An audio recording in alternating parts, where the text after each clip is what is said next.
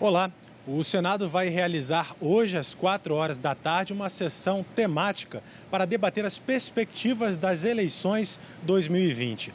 Ontem, representantes do Poder Legislativo e do Poder Judiciário fizeram uma videoconferência com técnicos da área de saúde para debater a possibilidade do adiamento do pleito eleitoral marcado para outubro deste ano. Mas esse adiamento tem que ser definido por uma alteração na Constituição. Seria necessária uma proposta de emenda à Constituição. Vamos ver. O encontro foi comandado pelo presidente do Tribunal Superior Eleitoral, ministro Luiz Roberto Barroso. O objetivo? Colher informações dos especialistas da saúde que sirvam de orientação caso seja necessário o adiamento das eleições municipais de outubro devido à pandemia do coronavírus. Não é possível prever com exatidão o que acontecerá nos próximos meses.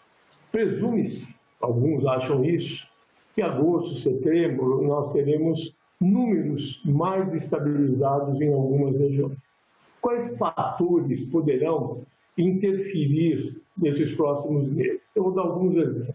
Primeiro, os resultados da flexibilização do isolamento, que está sendo feita faseada e heterogênea em municípios e estados. Segundo exemplo é a volta às aulas e todas as suas consequências. Mesmo em locais com momentos que apresentem curvas descendentes, o cenário de ausência de medidas de prevenção mais eficaz, como a vacina, há possibilidade de transmissão comunitária a partir de contatos de casos suspeitos, sintomáticos ou assintomáticos. E lembrando que a maioria da população brasileira ainda é suscetível à doença.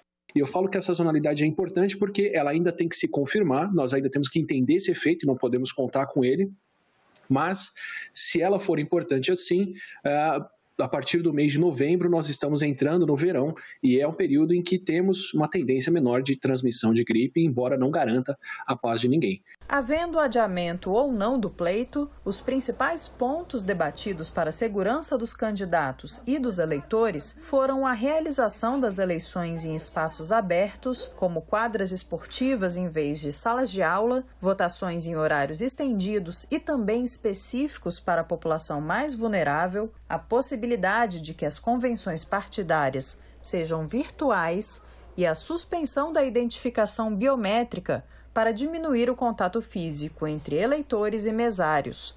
Os líderes partidários apresentaram sugestões. Uma proposta de emenda constitucional subscrita por várias senhoras e senhores senadores no Senado, que apresenta como datas para a realização que acrescenta a mudança de data no ADCT da Constituição, no ato das disposições constitucionais transitórias da Constituição, e coloca como datas para a realização os dias 6 de dezembro, primeiro turno, 20 de dezembro, o segundo turno. A sugestão que nós do MDB do Senado apresentamos seria 15 de novembro, o primeiro turno, daqui a 20 semanas, e 29 de novembro, o segundo turno, para que nós possamos preservar a responsabilidade e a transparência da prestação de contas com dinheiro público e, ao mesmo tempo, ministros, garantir que haja uma transição segura entre a eleição dos 92 municípios de segundo turno e a posse dos eleitos.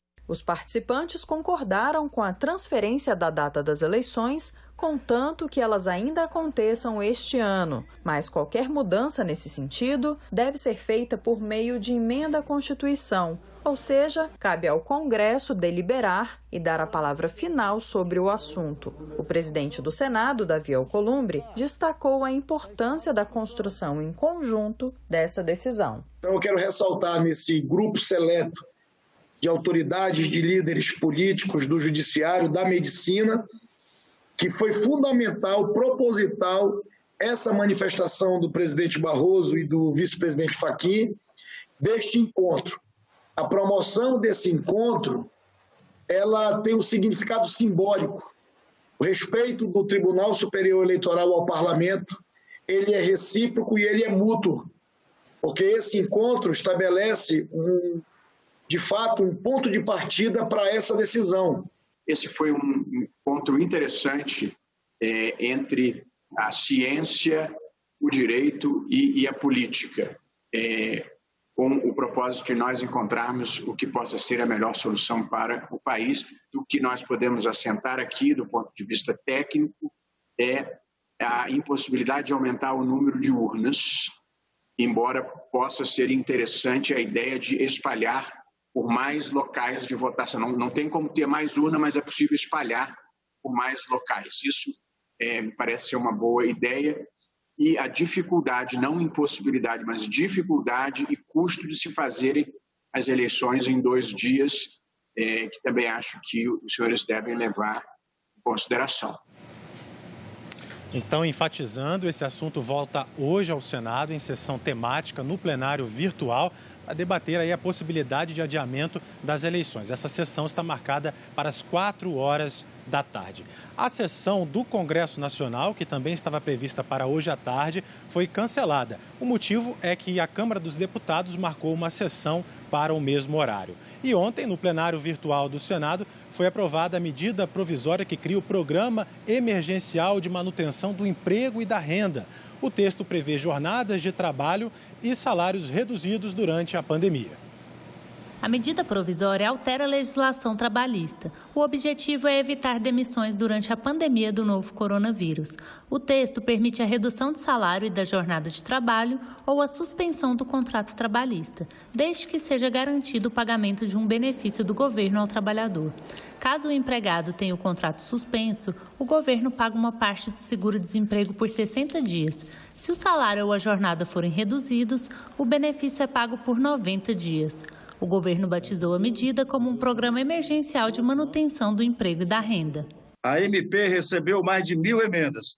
Sendo assim, abrimos todos os nossos canais de comunicação e realizamos reuniões virtuais com os mais diversos segmentos impactados por essa medida provisória. Não foi possível atender todos os pleitos, mas respeitamos e fizemos todo o possível. Ela trata de um instrumento que foi utilizado pelo governo que salvou mais de 10 milhões de empregos no Brasil. Essa é que é a grande realidade. 10 milhões de trabalhadores brasileiros foram beneficiados com a suspensão do contrato de trabalho. Essa é uma medida provisória importante que a gente possa votar, aprovar e levar à sanção imediatamente. Por quê?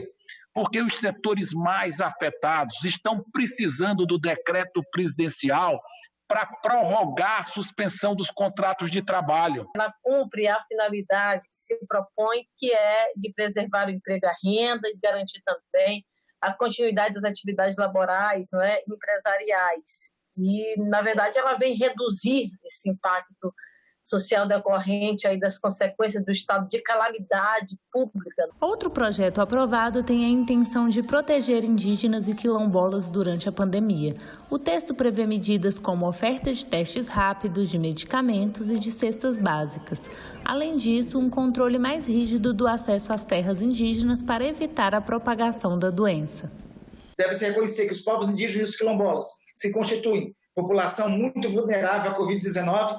Com efeito, estudos realizados em várias partes do mundo e no Brasil assinalam que os indígenas são mais suscetíveis a epidemias em função de condições sociais, econômicas e de saúde piores do que as dos não índios, o que amplifica o potencial de disseminação de doenças nessa população, que, além disso, sofre com a dificuldade de acesso aos serviços de saúde. Os senadores também aprovaram uma proposta para fortalecer a assistência social durante o estado de calamidade pública. O projeto autoriza que estados, Distrito Federal e municípios utilizem os recursos dos respectivos fundos de assistência social que não foram executados até 2019 em ações emergenciais de apoio à população carente. São recursos que não foram utilizados até o final do ano e também não foram devolvidos. E os contadores das prefeituras não aceitam os prefeitos gastarem com medo da lei de responsabilidade fiscal. E agora, transformando em lei, chegou ao final do ano, nós poderemos autorizar a gastar no ano seguinte este fundo da assistência social. E por causa da pandemia do coronavírus, o Senado pode mudar a lei de falências para suspender por 30 dias a cobrança de dívidas e criar um sistema preventivo de negociação. A proposta suspende por 30 dias a execução judicial e a extrajudicial de garantias ou obrigações vencidas após o dia 20 de março deste ano. A cobrança de multas de mora também fica suspensa, tanto das exigidas em contratos quanto daquelas decorrentes da falta de pagamento de tributos. A regra deve valer para empresário individual, pessoa jurídica de direito privado, produtor rural ou profissional autônomo. Durante a suspensão de 30 dias, quem está em dificuldade deve negociar com os credores. Se não houver acordo, a discussão deve continuar no judiciário, sob juízo especializado em falências. O devedor que comprovar perda de 30% no faturamento por causa da pandemia pode fazer uma negociação preventiva, que suspende por mais 90 dias as cobranças das dívidas vencidas. A participação dos credores nas sessões de negociação é opcional. Durante a negociação preventiva, o devedor pode fazer novos financiamentos para reestruturar seu negócio, e estes valores não entram no rol dos outros créditos pendentes. O Sebrae, nessa época de pandemia, tem orientado todos a fazerem sua negociação privada. Todos estão passando por dificuldades, então todos têm que entender a situação das empresas, postergar pagamentos, não protestar, não executar judicialmente nesse período, até que nós consigamos passar essa pandemia. Pelo projeto, aquela empresa que já tinha um plano de recuperação judicial homologado, ou seja, já tinha fechado um acordo para o pagamento de seus credores, pode apresentar uma nova proposta, que suspende por mais 120 dias a execução judicial de dívidas e garantias. O Código do Processo Civil já prevê uma alternativa para devedores, que é o pagamento de 30% da dívida e a divisão em até 6 vezes do restante. Se aprovado, esse texto pode sobrecarregar o judiciário.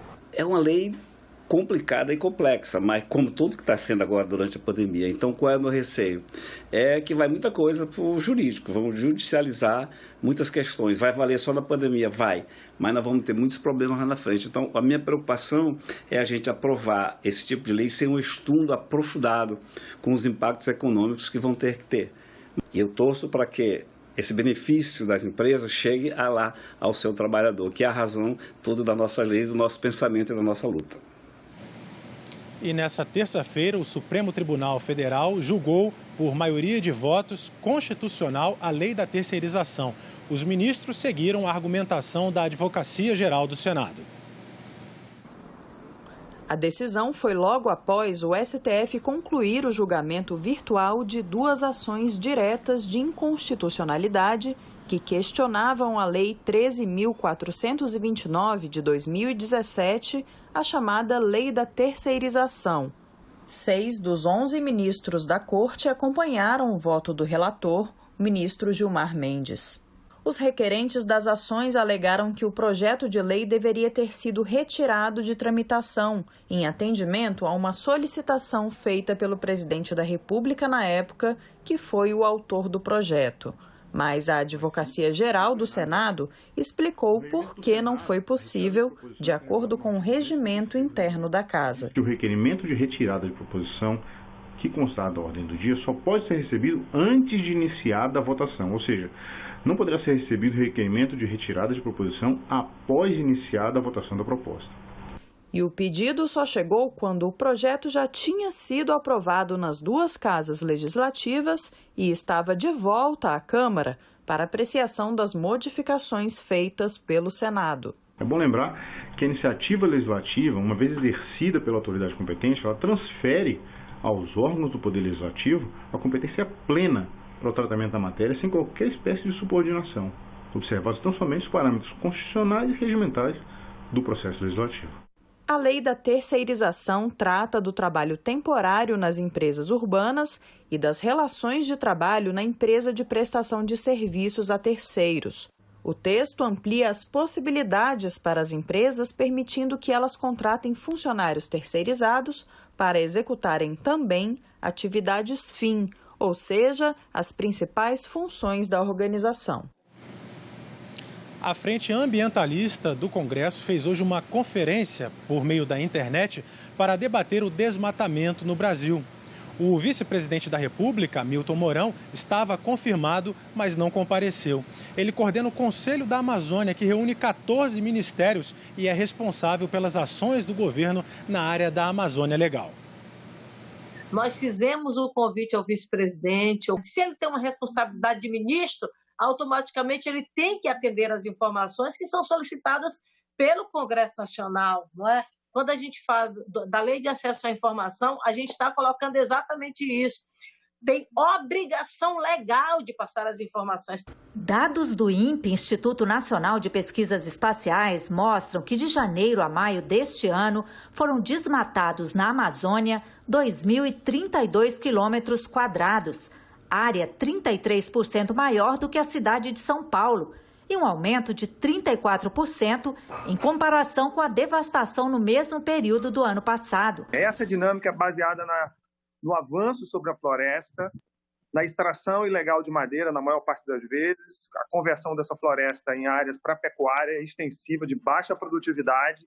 Essa pecuária, depois de 5 anos, entra em processo de degradação, essa fronteira vai se movendo. Não sei se eu posso compartilhar a tela aqui. A conclusão que a gente chega é que mais de 99% de todos os alertas detectados em 2019 ou não tinham autorização ou estavam sobre áreas que são protegidas e não poderiam ser desmatadas. A área desmatada do Brasil, mesmo subestimada, porque pode ser que existam desmatamentos que a gente não capturou, ainda assim ela é de longe a maior área desmatada em qualquer país no mundo. A gente tem condições hoje de identificar os responsáveis por pelo menos 75% do desmatamento. É tenebroso, nós já sabemos disso, o mundo inteiro sabe disso, e todo mundo olha para o Brasil hoje com estranheza absoluta. Eu acho, viu, para nós da frente, é importante a gente sair da dicotomia que para eles é ótimo de produção versus sustentabilidade. Essa é o truque que eles sempre usam.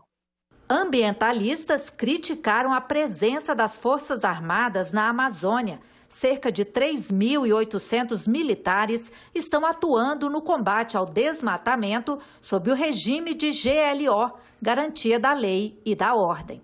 Manter até 2022, como o general Mourão está pretendendo, o esquema de GLO significa gastar 60 milhões por mês só com os homens que estão indo, os militares. Para vocês terem ideia, uma comparação que eu gosto de fazer, 2 meses de GLO, 120 milhões, paga o salário anual de 1.000 fiscais do IBAMA. E nós ficamos por aqui. Você pode rever as reportagens desta edição na nossa página na internet. Acesse senado.leg.br/TV. Muito obrigado pela sua companhia e até a próxima.